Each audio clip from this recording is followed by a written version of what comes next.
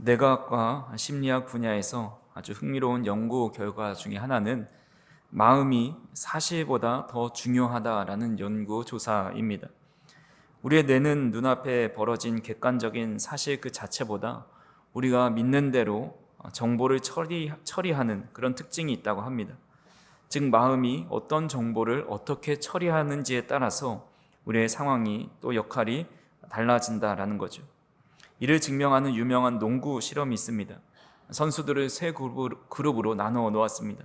한 그룹은 코트에서 직접적으로 훈련을 시킵니다. 또 한 그룹은 실제로 움직이진 않지만 정교하게 상상하는 그런 이미지 트레이닝을 하게 합니다. 또 나머지 한 그룹은 좀 쉬게 합니다. 일정한 시간이 흐른 뒤에 시합을 해보니까 놀랍게도 땀 흘려서 코트에서 훈련받은 사람들이 아니라 상상으로 정교하게 훈련한 팀이 승리를 거두었습니다. 우리의 뇌는 상상과 현실을 구분하지 못한다라는 말이 있습니다. 마음으로 굳게 믿고 그린 것을 실제 현실처럼 반응할 때에 육체의 능력까지도 끌어올릴 수 있다라는 연구 결과입니다. 이러한 마음의 힘은 육체의 질병을 치료하는 데도 큰 영향을 미치지요. 존스 홉킨스 대학이나 하버드 대학의 오랜 추정 연구 결과에 따르면 긍정적인 마음으로 그 병에 임하는 사람들이 부정적인 감정에 휩싸인 사람들에 비해서 그 질병에 대해서 더 생존 확률이 또 회복되는 시간이 월등히 높다라는 그런 결과가 있습니다. 병을 고치는 약의 성분도 중요하지만 우리 몸의 면역 체계와 또 저항력을 길러주는 가장 강력한 백신은 결국 어떤 마음을 가지고 있느냐에 따라 달려있다는 사실이 과학적으로 이미 증명되었습니다. 글을 쓴 학자의 표현에 따르면 우리가 배가 고플 때 매일 밥을 먹어 생명을 유지하듯이 우리 삶에 닥쳐오는 수많은 근심과 불안을 이겨내기 위해서는 매일같이 좋은 마음을 가지고 살아가야 한다라고 이야기합니다. 이런 현대 과학이 밝혀낸 놀라운 비밀을 우리 성경은 이미 수천 년 전부터 끊임없이 강조해 옵니다. 잠언 4장 23절에서 모든 지킬 만한 것 중에 더욱 내 마음을 지키라. 생명의 근원이 이에서 남이니라 라고 말씀합니다. 또한 성경 곳곳에서 하나님께서 이스라엘 백성들과 영적 지도자들을 향해서 두려워하지 말라, 강하고 담대하라 라고 쉼없이 명령하신 이유도 정확히 이와 같은 맥락입니다. 눈앞에 아무리 홍해가 넘실거리고 있고 골리앗이 버티고 서 있는 객관적인 사실보다도 그 순간 내 마음을 전능하신 하나님께 단단히 묶어두는 영적인 태도가 다른 결과를 가져온다라는 거죠. 마음이 무너지면 모든 것이 무너지지만 마음을 지켜내면 어떤 절망 속에서도 일어나게 됩니다. 오늘 우리가 함께 읽은 시편 108편의 저자 다윗은 이 영적인 비밀을 잘 알고 있었습니다. 성경을 보면 이 108편은 아주 독특하고 특별한 배경을 가지고 있습니다. 이 시가 처음부터 끝까지 하나로 지어진 시가 아니라 다윗의 인생의 가장 뼈아픈 위기 속에서 불렀던 두 편의 시가 하나로 합쳐져 완성됐습니다. 전반부의 1절에서 5절까지는 다윗이 사울 왕에게 쫓길 때에 캄캄한 굴 속에서 숨어 지낼 때 불렀던 시편 57편의 고백입니다. 그래서 시편 108편 1절에서 5절의 내용이 시편 57편 7절에서 11절의 내용과 매우 유사합니다. 내가 일어나 새벽을 깨우리라. 이 말씀이 우리가 전에 57편에서 이미 보았던 말씀입니다. 그리고 후반부 6절에서 13절은 훗날 다윗이 왕이 되고 에돔과의 전쟁에서 패하게 되는데 그때 패하고 지은 시가 60편인데 60편 5절에서 12절과 매우 유사합니다. 즉 인생에서 가장 캄캄하고 억울했던 이 굴 속에서의 경험, 또한 가장 처참한 이 전쟁에서의 패배를 겪은 이후에 지은 시라는 것이죠. 근데 참으로 놀랍게도 이 눈물과 같은 이 배경 속에서 절망의 노래가 아니라 이 108편의 내용을 보면 웅장한 이 승리의 찬양으로 부르고 있다는 것을 보게 됩니다. 다윗은 어떻게 이런 절망의 한복판에서 이렇게 찬란한 찬양이 터져 나올 수 있었던 것일까요? 그 이유가 바로 1절에 담긴 다윗의 위대한 결단에 있습니다. 우리 오늘 본문 1절을 같이 한번 읽어보겠습니다. 하나님이여 내 마음을 정하여 싸우니 내가 노래하며 나의 마음을 다하여 찬송하리로다. 아멘. 이 고백을 드릴 때 다윗의 상황이 갑자기 좋아진 게 아닙니다. 여전히 굴 속에 차갑고 어두운 곳에 머물러 있었고 에돔이라는 강력한 적군을 눈앞에 두고 있었습니다. 절망적인 사실은 단 하나도 변하지 않았습니다. 하지만 다윗은 그 사실에 대해서 자신의 뜻과 생각과 감정을 내어주지 않기로 결단하는 겁니다. 그는 두려움 대신에 사실보다 훨씬 크고 놀라웠고 위대하신 만군의 여호와 하나님만을 바라보기로 마음으로 확정했다라는 겁니다. 우리의 힘으로 도저히 통제할 수 없는 벼랑 끝에서 다윗은 절망을 선택한 것이 아니라 찬양과 감사를 드리기로 확고하게 정하였습니다.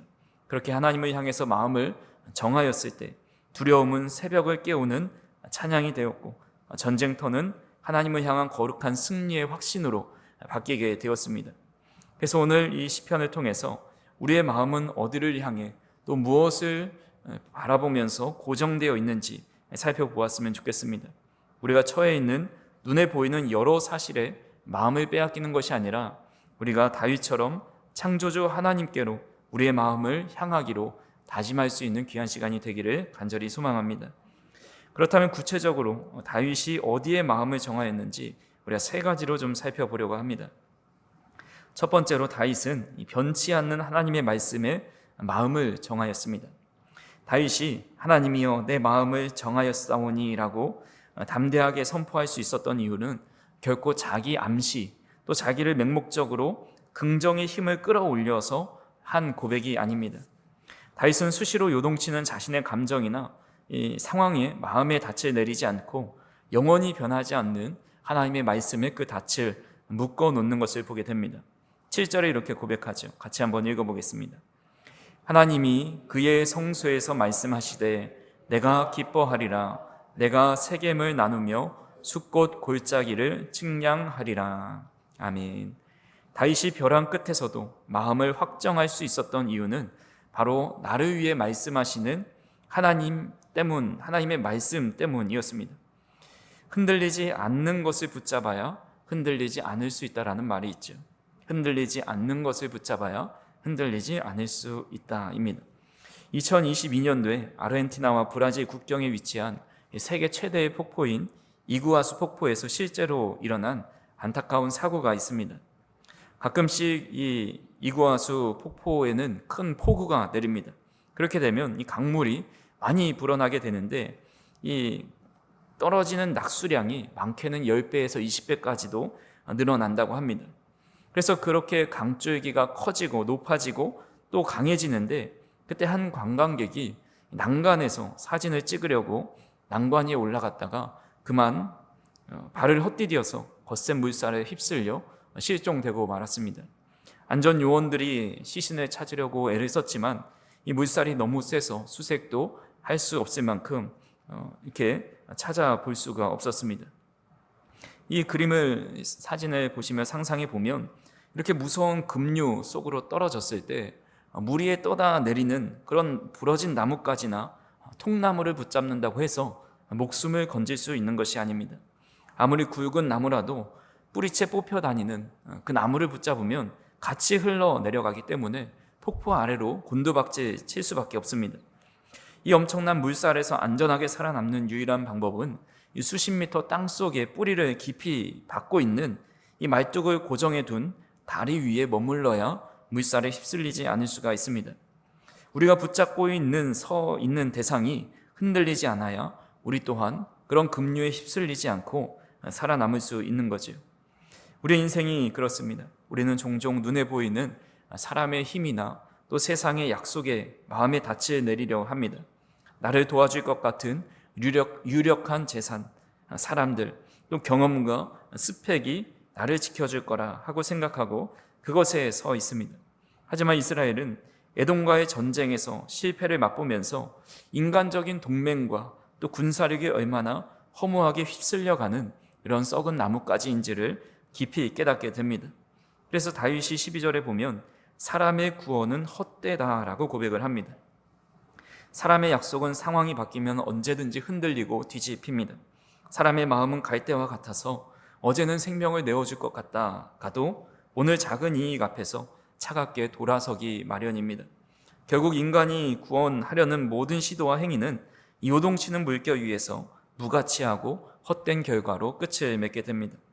하지만 우리가 하나님의 말씀 위에 닻을 내리는 것은 이 사람의 말과 약속과는 차원이 다른 겁니다. 이 찰스 스펄전 목사님은 하나님이 말씀하셨다는 이 짧은 문장이야말로 우리 신앙이 서 있는 가장 위대하고 견고한 기초라고 이야기합니다. 만약 끝없이 반역하는 우리를 향해서 하나님이 영원히 입을 닫아 버리신다면 우리의 신앙은 또 우리의 믿음은 어떻게 될까요? 너희가 나를 배신했으니 이제 심판의 날까지 내가 결코 너희와 대화하지 않겠다. 침묵하셨다면 인류에게는 단 한 줄기의 소망도 없었을 겁니다. 하지만 은혜로우신 하나님께서 영원한 침묵을 깨뜨리시고 우리에게 먼저 말씀해 주십니다. 에덴 동산에서 범죄한 아담에게 아담 여자의 후손을 약속해 주시고 또 선지자들을 통해서 끊임없이 구원을 선포하십니다. 마침내 말씀이 육신이 되어서 우리 가운데 오신 예수 그리스도를 통해서 가장 완벽하고 흔들리지 않는 그런 음성을 들려주십니다. 우리가 믿는 하나님은 어제와 오늘이 다른 변덕스러운 분이 아니십니다. 하나님께서 내가 너를 고아와 같이 버려두지 않겠다. 내가 너를 지명하여 불렀다. 내가 너와 함께하겠다. 너는 내 것이다. 약속하셨다면 그 말씀은 이미 우리 삶에 완벽하게 이루어진 기성사실과 같다라는 겁니다. 수백억의 재산을 가진 재벌이 우리에게 빚을 갚아주겠다고 수표에 우리의 빚만큼을 서명하여 건네 주었다면 우리가 아직 그 수표를 은행에 가서 현금으로 바꾸지 않아도 이미 그 수표를 손에 쥔 순간 모든 빚을 다 갚은 것처럼 기뻐하고 평안을 누릴 수 있습니다. 하물며 천지를 창조하시고 역사를 주관하시는 만군의 여호와 하나님께서 인간의 종이 수표에 적은 그 종이의 숫자보다 그 말씀이 능하지 못할 리가 없습니다. 주님이 말씀하셨다면 그것은 결코 돌이킬 수 없는 절대 진리요 흔들리지 않는 견고한 바위입니다. 그래서 끊임없이 흔들리는 우리의 감정과 캄캄한 현실 속에 속지 말고 오직 나를 위해 거룩하심으로 말씀하시는 그 성소에서 말씀하시는 영원 불변한 하나님의 언약 안에 우리가 마음을 온전히 정하고 쏟는다면 우리는 어떤 상황에서도 휩쓸려 가지 않고 또 떠내려 가지 않고 담대함을 얻게 된다라는 겁니다. 간절히 바라기는 하나님의 말씀에 우리의 마음을 다하여 견고히 세울 수 있기를 간절히 소망합니다. 두 번째로 다윗은 응답을 확신하면서 미리 기뻐하기로 마음을 정합니다. 다윗은 변치 않는 하나님 말씀에 마음의 닻을 내립니다. 그리고 그 말씀 위에 굳게 서서 사람의 상식으로 도저히 이해할 수 없는 신앙의 반응을 보여줍니다. 오늘 7절의 말씀을 한 번 더 보시면 하나님이 그의 성소에서 말씀하시되 내가 기뻐하리라 내가 세겜을 나누며 숫곡 골짜기를 측량하리라 라고 고백합니다. 다윗은 지금 내가 기뻐하리라 라고 고백을 하죠. 우리 개역개정에는 얌전하게 기뻐하리라 라고 번역되어 있지만 원어의 의미를 보면 내가 기뻐서 펄쩍펄쩍 뛰놀리라 라는 의미가 있습니다. 역동적이고 주체할 수 없는 환희와 기쁨을 의미합니다. 우리가 생각해 보면 지금 다윗의 현실이 기뻐서 춤을 출 만한 상황이 아니죠. 그는 여전히 사울에게 쫓기고 있고 에돔과의 전쟁에서 어려움을 겪고 있습니다. 아직 적군은 눈앞에 무서운 기세로 버티고 있고 이 도망자의 인생은 언제 끝날지 모릅니다. 그런데도 다윗은 그런 현실 속에서 일어나 내가 기뻐 뛰놀리라 라고 소리치고 있습니다. 이런 일이 가능한 이유는 바로 앞에서 우리가 살펴보았던 하나님이 말씀하셨고 그것을 이루실 것을 확신하고 믿고 있기 때문입니다. 이것이 바로 신앙인만이 누릴 수 있는 위대한 미리 맛보는 기쁨입니다. 영국의 찰스 스펄전 목사님이 다윗의 벅찬 환희를 이렇게 비유합니다. 이건 아까 아까 했던 내용이고 하나님의 약속은 이 부도나는 법이 없이 천국의 확증을 이미 허락하신 그런 완전한 백지수표와 같이 약속을 허락해 주신 겁니다. 하나님께서 가나안 땅을 주시겠다고 친히 약속하셨으니 지금 당장 에돔이 그 앞에 버티고 서 있다 할지라도 이미 승리한 것이나 다름없다라는 믿음으로 가지고 기뻐하였다라는 거죠. 7절 하반절에 등장하는 세겜을 나누며 숫곡 골짜기를 청량하리라라는 그 고백이 그 증거입니다. 지도를 하나 보시면 요단강을 중심으로 서편을 대표하는 땅이 세겜이고 또 동편을 대표하는 땅이 숫곳입니다. 하나님께서 약속하신 가나안 온 땅을 내 소유로 삼는다는 의미가 바로 세겜과 숫곳을 의미합니다. 그래서 그것을 이미 소유로 삼아서 내 마음대로 측량하고 있다. 자로 나누어서 이 땅은 어떻게 쓰고 이 땅은 저렇게 쓰고 이것을 이미 승리해서 차지한 것처럼 측량하고 있다는 거죠. 우리의 신앙이 무기력해지는 가장 큰 이유는 감정에 쉽게 휩쓸리기 때문입니다. 우리의 기분이 우울하고 몸이 아프면 당장 하나님의 약속도 허황되이 보이고 잘 믿어지지 않습니다. 다윗이라고 해서 왜 그런 두려움이 없었겠습니까? 오늘 본문 11절에 다윗은 이런 고백을 합니다. 하나님이여 주께서 우리를 버리지 아니하셨나이까? 하나님이여 주께서 우리의 군대들과 함께 나아가지 아니하시나이다. 우리 개역개정에는 느낌표나 물음표가 없습니다. 근데 영어나 공동 번역을 보면 물음표가 있습니다. 하나님 어찌하여 우리를 버리십니까? 어찌하여 우리 군대와 함께 나아가지 아니하십니까? 다윗도 지금 하나님이 함께하지 않으신 것 같은, 그래서 패배할 것 같은 그런 마음이 또 의심이 들고 있습니다.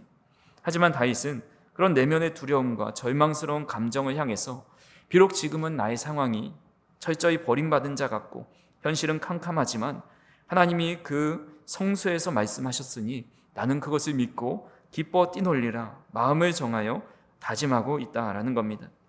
지금 당장 우리 손에 쥐어진 응답이 없다고 해서 고개를 숙이고 침울하게 걷지 마시기 바랍니다. 오늘 우리에게 필요한 것은 다윗처럼 약속을 미리 앞당겨 누리는 이 믿음의 희락, 기쁨입니다. 질병의 고통 속에 누워 계시다면 나를 치료하시는 여호와 라파가 되시겠다는 그 약속의 말씀을 펴놓고 완전히 건강해져서 주님을 찬양하고 주님의 성호에 나오고 뛰노는 그런 상상으로 미리 기뻐하시기를 바랍니다. 도저히 갚을 길이 없는 막막한 경제 위기 앞에 서 있다면 나의 쓸 것을 풍성히 채우시는, 그리하여 나를 푸른 풀밭으로 인도하시는 선한 목자 되신 주님을 바라보면서 이미 빚을 다 탕감받은 자처럼 기쁨의 찬송을 부르실 수 있기를 바랍니다. 하나님의 응답은 절망에 머물러 있는 자에게 찾아오지 않습니다. 하나님이 말씀하셨으니 이미 완벽하게 이루실 줄을 믿습니다 라고 믿으면서 기뻐 뛰노는 자의 삶의 현실로 나타나게 됩니다. 믿음은 바라는 것들의 실상이요 보이지 않는 것들의 증거라 말씀합니다. 질병 속에서 건강을 앞당겨 기뻐하고, 가난 속에서 풍요를 앞당겨 감사하고, 눈물 속에서 웃음을 앞당겨 찬양하고 기뻐하시기 바랍니다. 주님께서 내게 말씀하셨다는 그 한 가지 사실만으로 우리의 심령이 기쁨으로 회복되고 마음이 확고히 정해지는 은혜가 우리 성도님들 가운데 함께하기를 간절히 소망합니다. 마지막 세 번째로 다윗은 약속을 굳게 믿고 영적인 전투를 향해서 담대히 진군합니다. 앞서 우리는 하나님의 변치 않는 말씀에 마음을 고정하고 그 약속으로 인하여 미리 기뻐하는 그런 신앙에 대해서 말씀을 나눴습니다. 근데 여기서 주의해야 할 점은 영적인 숙명론, 영적인 게으름에 빠지는 태도입니다. 어떤 사람들은 하나님의 주권과 약속을 방패 삼아 아무런 행동도 하지 않을 때가 있습니다. 하나님이 약속하셨으니 알아서 다 이루어 주시겠지, 나는 그저 편하게 누워서 기다리면 된다라고 생각하면서 기도의 자리로 또 피 흘리기까지 싸워야 할 영적인 전투를 치르지 않고 쉽게 포기해버립니다. 하지만 찰스 스펄전 목사님이 이런 태도에 대해서 이런 말을 했습니다. 하나님이 수확을 약속하셨다고 해서 씨 뿌릴 필요조차 없다고 생각하는 것은 타락한 인간의 변명일 뿐이다 라고 이야기합니다. 하나님이 수확을 약속하셨다고 해서 씨 뿌릴 필요조차 없다고 생각하는 것은 타락한 인간의 변명뿐이다. 참된 신앙, 말씀의 마음을 확정한 신앙은 결코 제자리에 주저앉아 있지 않습니다. 다윗은 이미 승리를 확신하고 그 땅을 취하여 나눈다고 7절에서 고백했습니다. 그리고 8절에 이런 고백을 합니다. 같이 한번 읽어보겠습니다. 길르앗이 내 것이요 므낫세도 내 것이며 에브라임은 내 머리의 투구요 유다는 나의 귀이며 모압은 내 목욕통이라. 에돔에는 내 신발을 벗어 던질지며 블레셋 위에서 내가 외치리라 하셨도다. 아멘. 다윗은 지명 하나하나를 구체적으로 부르면서 이것도 내 것이고 저것도 내 것이다, 주님의 말씀을 그대로 외칩니다. 암몬과 모압 같은 적국조차 내 발을 씻는 세숫대야로 삼고 내 신발을 던져 종으로 부리겠다고 말하고 있습니다. 하나님의 자녀가 누려야 할 특권이 이와 같습니다. 하나님께서 십자가를 통해서 우리에게 엄청난 영적인 유산을 상속해 주십니다. 죄사함과 의롭다 하심, 하나님의 자녀됨, 그리고 거룩함, 영원한 생명이 모두 우리의 몫으로 주어졌습니다. 그런데 안타깝게도 많은 성도가 영적인 이런 상속권을 가지고 있으면서도 매일 영적 빈민처럼 살아갑니다. 마음을 정한 자는 다윗처럼 구체적으로 선포하며 약속을 취해야 마땅합니다. 그리스도의 평강은 이미 나의 것이다. 십자가의 보혈로 얻은 거룩함은 바로 내 것이다. 하나님께서 이 모든 것을 주셨으니 나는 절대 악한 영에게 빼앗기지 않고 승리할 수 있다라는 그런 영적인 권리를 당당히 주장하면서 삶의 현장 속에 살아가야 합니다. 하지만 우리가 영적인 축복을 취하려 할 때 반드시 우리 앞을 가로막는 거대한 장벽이 있습니다. 10절에서 다윗이 마주한 장벽이 있죠. 누가 나를 이끌어 견고한 성읍으로 인도해 드리며 누가 나를 에돔으로 인도할 거라고 고백합니다. 요르단 고대 유적 도시 중에 이 페트라 성이 있습니다. 사막 한가운데 붉은 협곡과 바위산을 깎아 만든 천연 요새입니다. 이 페트라는 구약시대 에돔 족속이 살았던 곳으로 고고학적으로 알려져 있습니다. 그래서 에돔 족속을 오바댜 1장 3절에 보면 바위 틈에 거주하며 높은 곳에 사는 자다라고 언급합니다. 출애굽할 때 모세가 에돔 지역을 지나갈 때 우리가 그곳을 그냥 지나갈 수 있게 이렇게 열어달라라는 그런 의사를 보냈지만 거절당해서 에돔을 돌아 동쪽으로 우회하는 어려움을 겪기도 했습니다. 이스라엘 백성들이 그냥 그곳을 밟고 지나가기에는 너무나도 견고한 성이었기 때문이죠. 다윗이 정복해야 할 최종 목적지인 에돔이 이처럼 인간의 힘이나 전술로는 무너뜨리고 함락시킬 수 없는 절대적인 절망의 장벽입니다. 우리 인생에도 우리 힘으로 도저히 무너뜨릴 수 없는 이 에돔의 요새가 하나씩 버티고 있습니다. 아무리 기도하고 애를 써도 변하지 않는 남편과 아내, 자녀의 굳은 마음이 있습니다. 번번이 넘어지고 마는 죄의 습관이 있습니다. 도무지 빠져나갈 구멍이 보이지 않는 육신의 고통이 바로 이런 견고한 에돔의 성읍입니다. 인간적인 눈으로 보면 도무지 승산이 없는 싸움 앞에 다윗 역시 대체 누가 나를 저 견고한 성으로 인도하여 승리하게 할 수 있단 말인가 자신의 한계를 탄식하듯이 부르짖습니다. 하지만 다윗은 그 에돔의 그 장벽 앞에서 주저하지 않고 가장 위대한 해답을 찾아내면서 13절에 이렇게 결론을 맺습니다. 같이 한번 읽어보겠습니다.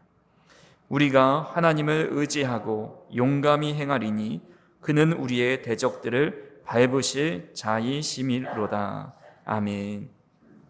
에돔의 요새가 아무리 견고해도 상관이 없다라는 겁니다. 내 능력이나 내 결단으로 싸우는 싸움이 아니기 때문입니다. 전쟁의 주관자이신 하나님, 폭풍을 잠재우시고 사망의 논문을 깨뜨리시는 만군의 여호와께서 친히 나와 함께 하셔서 내 대적의 목을 무참히 밟아버리신다라는 그 확신을 믿고 있었습니다. 그래서 더 이상 그의 앞에 있었던 견고한 문제 앞에서 벌벌 떠는 것이 아니라 하나님을 의지하고 용감히 행하며 나아갈 수 있다고 고백하고 있습니다. 그렇게 육신의 질병과 싸우고 계신 분이 있다면 십자가의 보혈을 의지하여서 용감하게 치유를 선포하시기 바랍니다. 가정의 구원을 위해 기도하고 계시다면 굳게 닫힌 이 가족의 구원의 가족의 마음이라는 에돔 성벽 앞에서 포기하지 말고 복음의 씨앗을 뿌리시기 바랍니다. 나아가 흑암에 갇힌 우리 주변의 영혼들을 향해서 생명의 복음을 들고 나아가시길 바랍니다. 나를 가로막고 있는 원수를 내가 무찌르는 것이 아니라, 내가 무너뜨리시는 것이 아니라 친히 하나님께서 무너뜨리시고 전리품을 취하여 안겨주시는 하나님의 은혜가 저 우리 성도님들의 삶에 임하게 될 것입니다. 변치 않는 말씀 위에 마음을 정하시고 용감하게 나아가는 우리 성도님들의 삶 가운데 하늘의 위대한 승리가 온전히 임하실 수 있기를 간절히 소망합니다.